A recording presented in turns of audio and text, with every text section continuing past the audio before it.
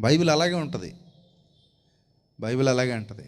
ఎవడో మూర్ఖుడు మతోన్మాది మాట్లాడుతూ అన్నాడు ఆ మధ్య యూట్యూబ్లో, వీళ్ళు బైబిల్ బోధిస్తారు కానండి ఇక్కడ వచనం తీసుకుంటారండి, మళ్ళీ ఎక్కడికో వెళ్ళిపోయి ఇంకో వచనం తీసుకుంటారండి. వీళ్ళు ఆదికాండం నుంచి ప్రకటన గ్రంథం దాకా వరుసగా 1 వ్యాఖ్యానం చేసినోడు ఎవడో కనపడ్డాడు అంటాడు. అంటే వాడు ఏమనుకున్నాడంటే వాడి కట్టుకథల పుస్తకంలాగే బైబిల్ ఉంటుందని అనుకున్నాడు. వాడి కట్టుకథల పుస్తకంలాగే బైబిల్ ఉంటుంది అనుకొని మొదటి నుంచి చివరి వరకు ఒకటే వ్యాఖ్యానం చేసుకుంటూ వెళ్ళిపోవాలి, ప్రవచనాలు చెప్పుకుంటూ పోవాలనుకుంటున్నాడు వాడు. కానీ బైబిల్ అలా ఉండదు.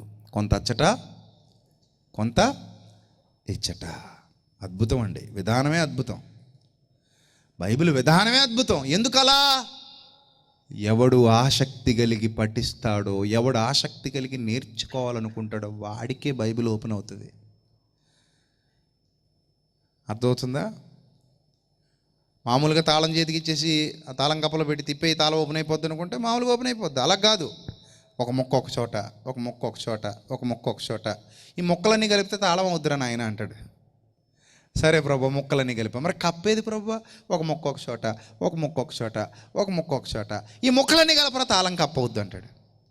అంటే ఈ మొక్కలన్నీ కలుపుకొని తాళం కప్ప చూడాలి, ఈ మొక్కలన్నీ కలుపుకొని తాళము చూడాలి, ఈ తాళంతో ఆ తాళం కప్పని ఓపెన్ చేయాలి. అదిరా చిటికన్న బైబిల్ అంటే. మరి నీ పుస్తకమా? ఇది నీ పుస్తకం దిక్కుమాల పుస్తకం. ఫస్ట్ నుంచి మామూలుగా చదువుకుంటూ పోవచ్చు. నేనైతే 10 రోజుల్లో, వారం రోజుల్లో కూడా చదివి పడేసాను.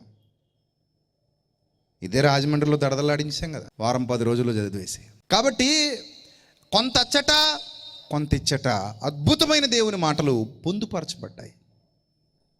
అద్భుతంగా పొందుపరచబడ్డాయి దేవుని మాటలు.